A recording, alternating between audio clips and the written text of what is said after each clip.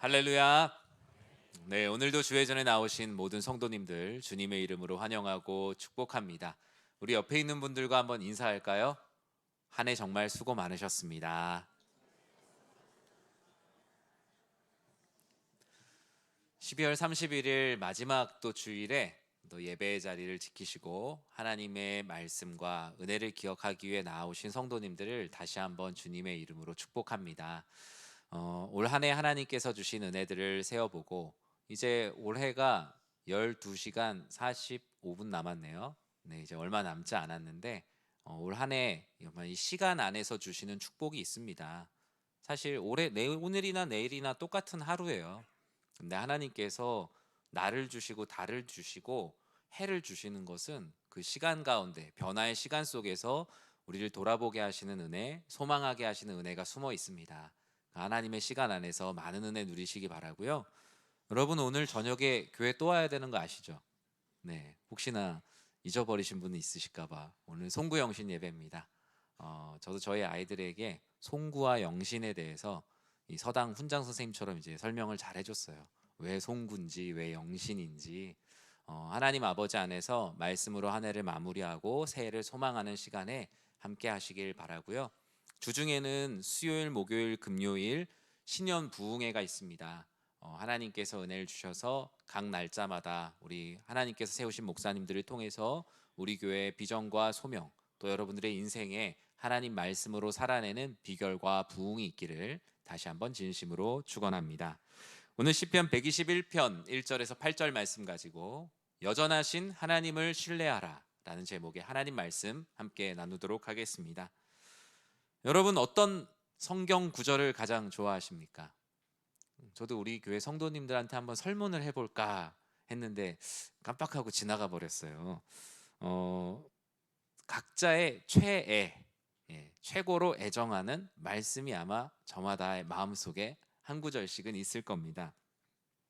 얼마 전에 가을에 전 세계 한 170여 개국에서 구글에서 검색하는 그 검색 데이터로 가장 사람들이 좋아하는 성경 구절을 이렇게 조사했더라고요.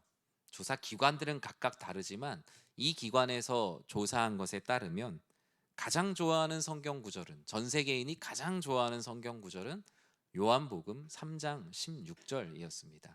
우리 같이 한번 읽어볼까요? 하나님이 이 세상을 이처럼 사랑하사 독생자를 주셨으니 이는 그를 믿는 자마다 멸망하지 않고 영생을 얻게 하려 하심이라. 아멘.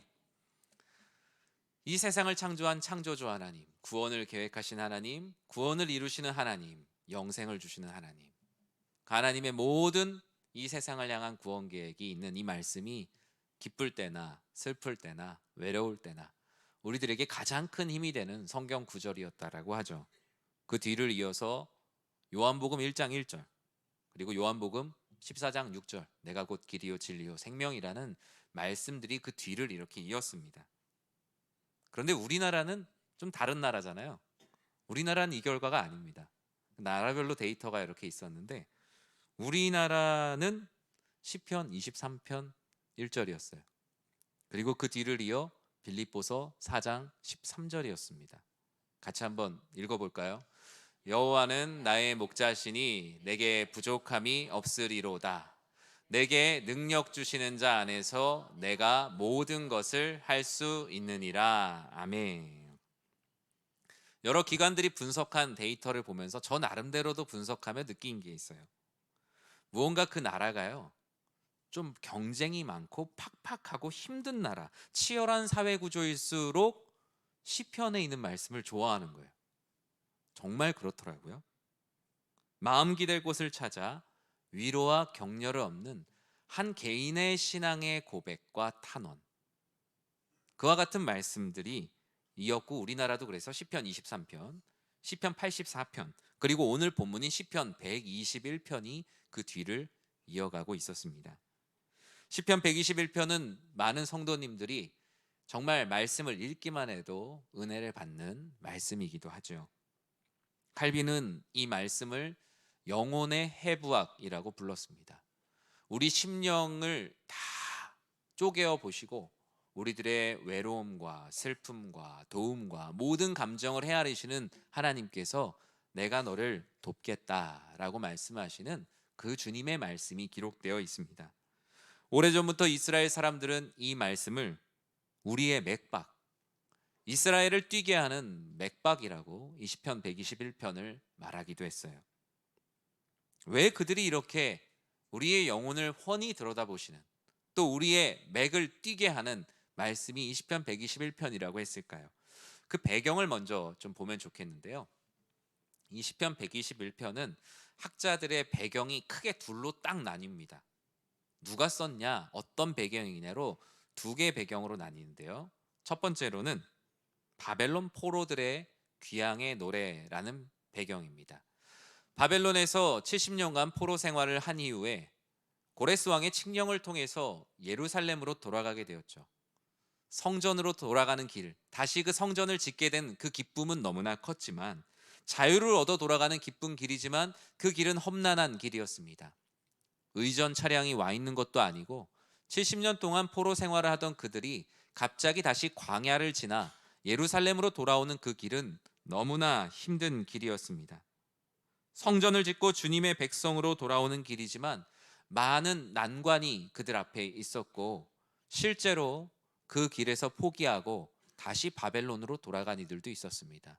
그리고 주변에 있는 잘 살고 있는 강대국들 가운데 그냥 이방인으로 살아가겠다며 성전 짓기를 거부하고 다른 길로 간 백성들도 많이 있었어요. 분명 자유를 얻어 주님께 돌아오는, 여호와께로 돌아오는 길이지만 많은 난관이 있었고, 그 길 역시 또 다른 순례자의 길이었습니다. 철저히 주님의 도우심을 구하는, 포로에서 자유함을 얻은 백성들의 마음, 시편 121편에 잘 드러나고 있죠. 두 번째 배경은 다윗의 노래라는 배경이에요. 사무엘하 5장 4절과 5절에 이렇게 기록이 되어 있습니다. 다윗의 나이가 30세에 왕위에 올라 40년 동안 다스렸을 때 헤브론에서 7년 6개월 동안 유다를 다스렸고, 예루살렘에서 33년 동안 온 이스라엘과 유다를 다스렸더라. 이 시편 121편이 다윗의 왕위에 있었던 순간의 전환점인 헤브론에서 예루살렘으로 가는, 그 예루살렘에 도착한 그때를 이 시편 121편의 배경으로도 보고 있습니다. 다윗은 40년간 왕좌에 있었습니다. 참 재밌는 건 동일한국 시대 3명의 왕들의 임기가 맞춘 것처럼 똑같다는 것이죠. 사울 왕도 40년, 다윗 왕도 40년, 솔로몬 왕도 40년. 그래서 이 시기를 통일왕국 120년이라고 합니다. 그런데 다윗은 조금 달랐어요. 첫 7년 6개월을 예루살렘에 가지 못했습니다. 헤브론에 있으면서 7년 6개월을 보냈고, 비로소 거의 8년 가까운 때가 돼서야 예루살렘에 입성하게 됩니다. 기름 부음을 받았지만 사울 왕으로부터 계속 쫓겼던 팍팍한 시간들, 그의 목숨을 위협하는 수천의 군사들이 매일 쫓고 있는 삶은 바벨론 포로로 있었던 백성들의 삶 그 이상의 삶이었습니다. 황무지와 같은 곳에서 갈 길을 찾지 못하고 목숨을 부지하던 모든 시간들이 지나고 예루살렘의 왕좌에 앉은 그 시간, 바벨론 포로의 노래든 다윗의 노래든 이들은 수많은 역경과 고난을 지나왔고 지금도 여전히 또 다른 산을 마주하고 있는 사람들이라는 측면에선 동일한 하나님을 바라보고 있는 동일한 상황입니다. 그들 모두 그 상황 속에서 하나님께 여쭙습니다. 우리 1절 말씀 같이 한번 읽어볼까요? 내가 산을 향하여 눈을 들리라. 나의 도움이 어디서 올까? 순례자의 질문입니다. 나의 도움이 어디에서 올까? 여러분, 오늘 한 해도 그런 질문들을 하지 않았습니까? 오늘 마지막 날이 되니까 그런 마음이 더 드네요. 올 한 해 나를 도우신 이는 누구실까? 답은 알고 있지만 우리는 끊임없이 나를 도운 것이 무엇인지 생각합니다. 많은 길을 하나님의 섭리를 따라 돌아오고 있는 바벨론 귀한 포로들, 다윗과 같은 순례자가 하나님께 질문해요. 하나님, 지금까지 지금의 저를 있게 한, 오늘의 저를 있게 한 나의 도움은 어디에서 오는 것입니까? 바벨론 포로에서 귀환하고 있는 이들의 여정에는 여전히 수많은 산들이 있었습니다. 바벨론 포로로 살아갈 때에는 산으로 둘러싸인 것과 같은 어려움이었다면, 이제는 둘러싸인 산 속에선 나왔는데 산을 하나하나 넘어야 되는 난관에 봉착했습니다. 예루살렘으로 돌아오는 길이 마냥 좋을 것이라고 생각했지만, 포로에서 자유를 얻었지만 자유민으로서의 걱정은 여전히 존재했어요. 그들에게 있어서 내가 산을 향하여 눈을 들리라 라는 말씀은 눈앞에 많은 문제가 있고 그 문제들을 스스로 해결할 수 없는 아픔 가운데 고백하는 말이기도 하죠. 우리도 실제로 문제를 만나면 어떻게 합니까?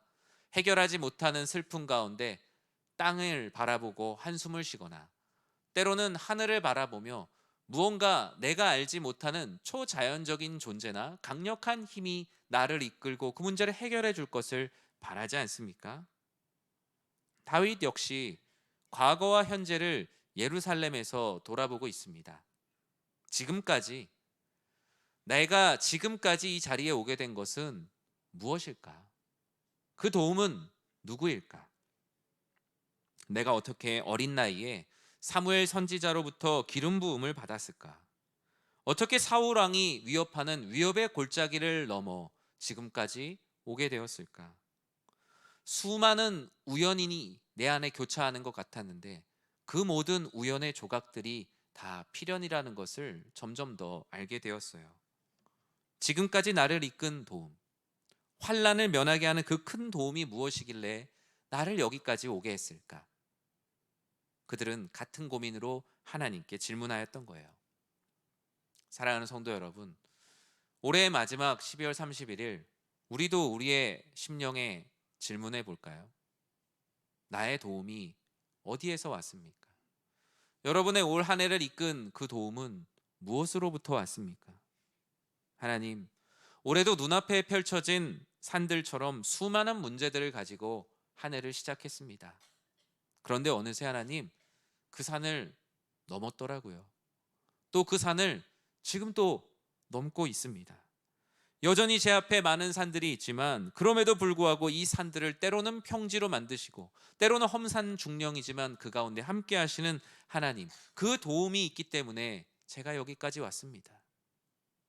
여러분들 모두 같은 마음 아니십니까? 2절에서 그 질문에 대해 스스로 이와 같이 답하고 있어요. 같이 읽어보겠습니다. 나의 도움은 천지를 지으신 여호와에게서로다. 아멘. 순례자는 답을 내리고 있어요. 하나님이 나의 도움이십니다. 천지를 지으신 여호와 하나님이 나의 도움이십니다. 창세기 1장 1절에 무엇이라고 쓰여져 있습니까? 태초에 하나님이 천지를 창조하시니라. 그것은 단순한 서술이 아니었습니다. 태초에 천지를 창조하신 여호와 하나님이 너희의 가장 큰 도움이라. 시편 121편은 또 다른 한 곳에 한 땀의 말씀을 꿰고 있습니다. 여러분의 2023년 한 해가 제가 지금까지 지내온 모든 도움이 무엇인가 하는 질문에 하나님이 나의 도움이십니다. 천지를 지으신 하나님이 나의 도움이시라는 그 고백이 끊이지 않는 우리 사랑하는 성도님들 되시길 주님의 이름으로 축원합니다. 이 창조주 하나님이 나의 도움이시라는 사실이 왜 중요합니까? 그래야만 우리 앞에 있는 산과 같은 문제도 결국 창조된 하나님의 섭리 안에 있다는 것이 증명되기 때문이죠. 오늘 본문은 이전에 성전에 올라가는 노래로 서로 화답하며 불렀어요. 1절에서 내가 산을 향하여 눈을 들리라 나의 도움이 어디서 올꼬, 이 기준으로 해서 이쪽에 오른쪽에 있는 분들이 먼저 이 찬양을 불렀어요.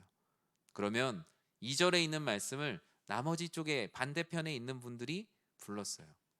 서로 화답하는 찬양으로 예배 가운데 불렀던 이 찬양과 이 말씀이 바로 이곳에 있는 구절입니다. 그러나 그들은 여전히 산과 같은 문제가 해결되지 않은 채 있어요. 그러니 하나님을 나의 도움으로 삼게 되자 그 산과 같은 문제들이 변하게 돼요. 그 산을 만드신 분도 여호와 하나님, 창조주 하나님이시라는 것이 믿어지자 그 문제와 같은 산 속에서도 여전히 나와 함께하고 계시는 하나님의 은혜를 발견하게 되었어요. 문제는 여전히 산처럼 있지만 그 산 중에 계시는 하나님의 은혜를 비로소 보게 되자 산은 문제가 아니라 나를 보호하시는 시온의 산, 나를 둘러싸고 나를 보호하시는 놀라운 울타리가 됨을 그들은 경험하게 됩니다. 내 삶에 찾아오는 모든 문제도 창조주 하나님의 손바닥 안에 있는 문제라는 사실, 그 사실이 그들의 마음을 움직이기 시작했어요. 하나님이 나의 도움이 되는 순간 산은 더 이상 문제가 아니라 여전히 하나님이 머무시는 하나님의 처소가 되었어요. 하나님의 성전이 있는 시온산이 되게 되자 앞으로 찾아오는 산과 같은 문제들은 그들을 가로막는 문제가 아니라 그 문제 속에 하나님이 어떻게 존재하고 계시며 어떻게 하나님께서 이 산을 평지로 바꾸시는가, 이 산을 어떻게 뛰어넘게 하시는가를 그들은 보게 되었어요. 그들의 심령에 영적인 지각 변동이 일어나게 된 거예요. 요한복음 1장 12절에는 같은 의미의 말씀을 하고 있어요. 같이 한번 읽어볼까요? 영접하는 자, 곧 그 이름을 믿는 자들에게는 하나님의 자녀가 되는 권세를 주셨으니. 아멘. 시편 121편이 이 말씀하고 무슨 상관이냐 할 수 있겠지만, 오늘 본문에서 말하는 영접하는 자, 요한복음 1장 12절에서 말하는 영접하는 자는 바로 하나님을 창조주 하나님이시요 나의 도움이라고 믿고 받아들이는 자, 바로 그 자가 영접하는 자입니다. 영접하는 자, 바로 나를 구원하시는 그 이름 예수 그리스도를 믿는 자들에게 하나님의 자녀가 되는 권세를 주신다. 하나님이 나의 도움이시오 여전히 나를 도우시는 하나님이시라는 것을 믿고 받아들이는 자에게 하나님의 자녀된 권세를 주신다. 그것이 바로 일맥상통하는 주님의 말씀입니다. 영접하는 자는 하나님을 나의 도움으로 믿는 사람들입니다. 예수를 믿는다라고 말하는 사람들은 하나님을 나의 도움이라고 믿는 사람들입니다. 하나님을 나의 큰 도움으로 신뢰하는 사람들, 도움을 영접하는 이들에게 하나님의 자녀된 권세를 주신다라고 성경은 약속하고 있습니다. 사랑하는 성도 여러분, 여러분 앞에 있는 문제와 같은 산을 향하여 여러분들의 눈을 드십시오. 문제를 회피하거나 뒤로 숨겨두지 마시고 그 문제의 산중에 계시는 여호와 하나님을 만나십시오. 이미 하나님께서 그 산중에 계시며 이 산을 넘을 수 있는 담력과 용기와 능력을 우리들에게 주셨기 때문입니다. 그렇다면 그 산과 같은 문제는 더 이상 문제가 아니라 하나님이 머무시는 거룩한 처소, 고난 가운데도 우리와 함께 하시는 놀라우신 하나님의 은혜를 경험하게 되는 것입니다. 이제 우리는 고난의 껍데기에 집중하지 않고 그 가시를 걷고 난 그 안에 있는 참된 알맹이를 바라볼 수 있는 것입니다. 우리가 이렇게 여전히 신뢰하는 하나님, 그 큰 도움이 무엇인지에 대해서 뒤에 있는 3절부터 자세하게 풀어가고 있어요. 우리 3절 말씀 읽어볼까요? 여호와께서 너를 실족하지 아니하게 하시며 너를 지키시는 이가 졸지 아니하시리로다. 아멘. 여전히 우리를 도우시는 하나님, 그 하나님의 사랑은 빈틈없는 사랑입니다. 우리의 발걸음을 지키사 실족하지 않도록 우리의 빈틈까지도 하나님의 섭리로 모두 다 채우세요. 완벽한 사람이라고 해도 하나님이 보실 땐 허술합니다. 모든 것이 완벽해 보이는 건물도 하나님이 보실 때는 허술합니다.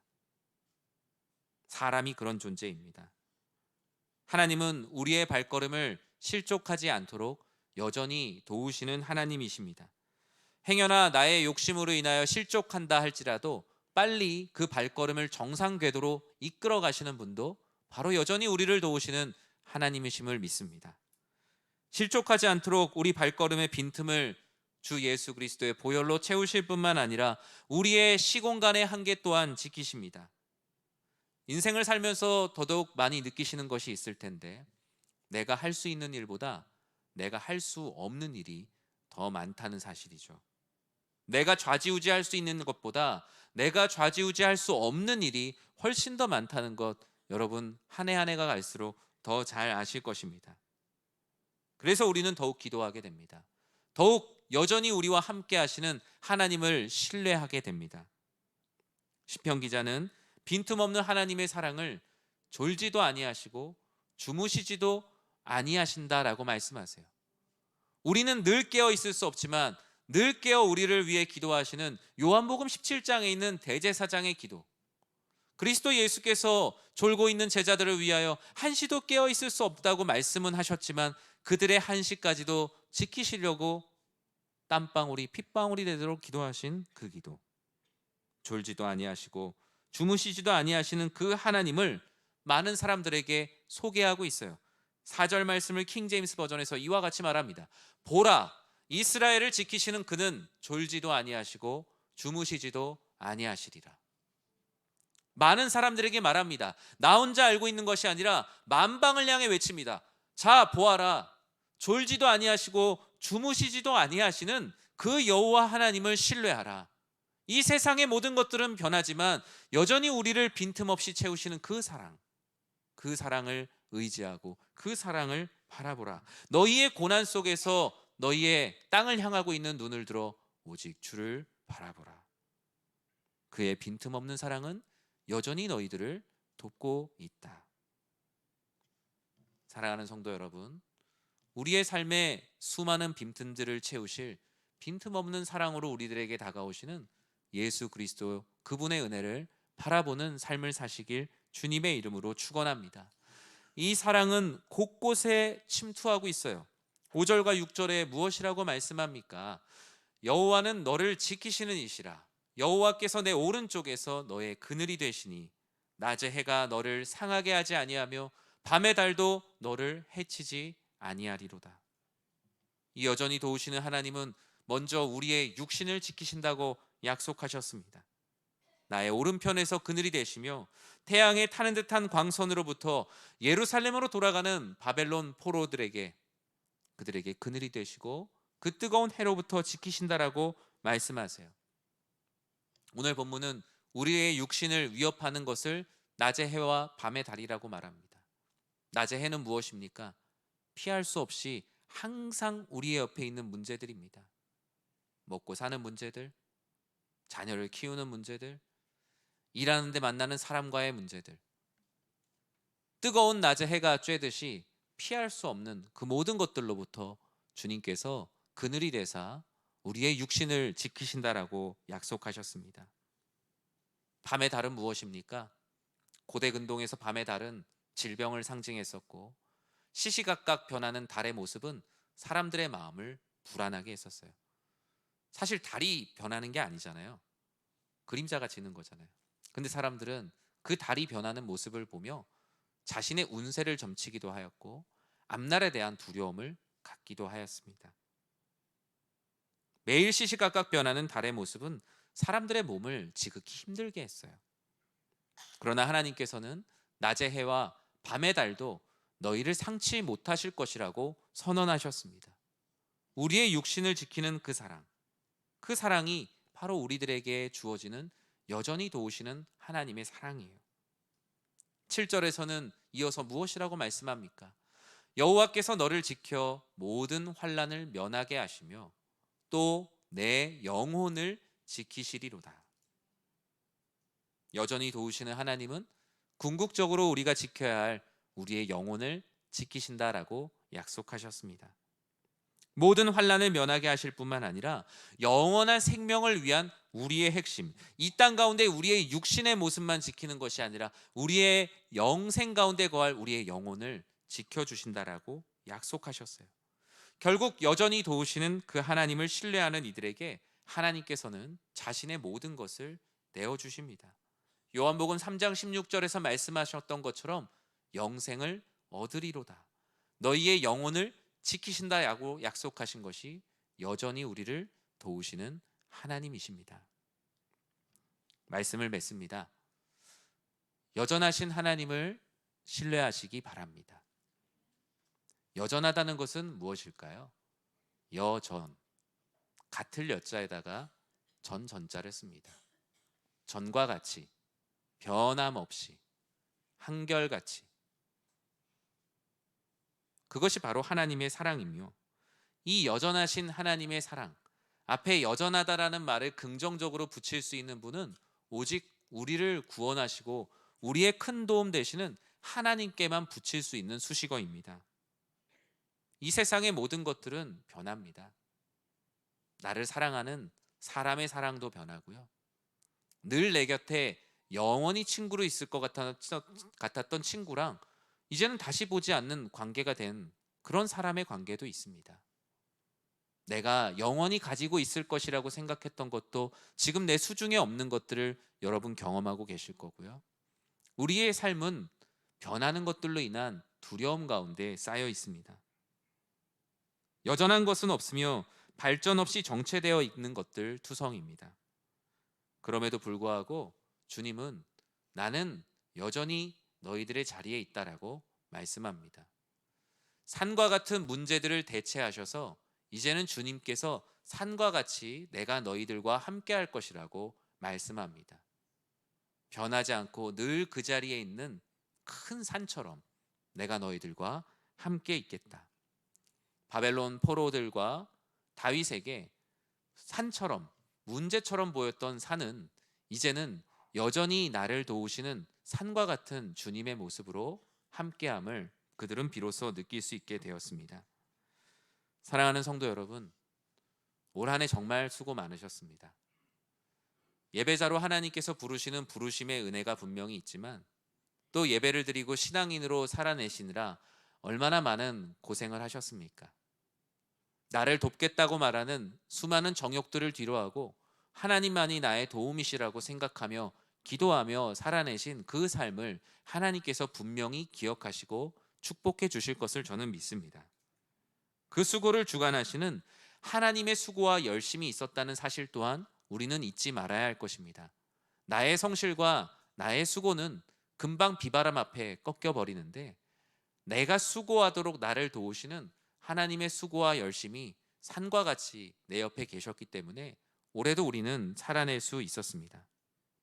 사람을 의지하고 도움을 구하거나 내 능력을 의지해 보려고 할 때에도 하나님께서는 끊임없이 우리들에게 말씀으로 찾아오셔서 내가 너의 도움이라고, 내가 너를 도울 것이라고 다른 도움에 기대어 실패를 예견할 일들을 막아주셨습니다.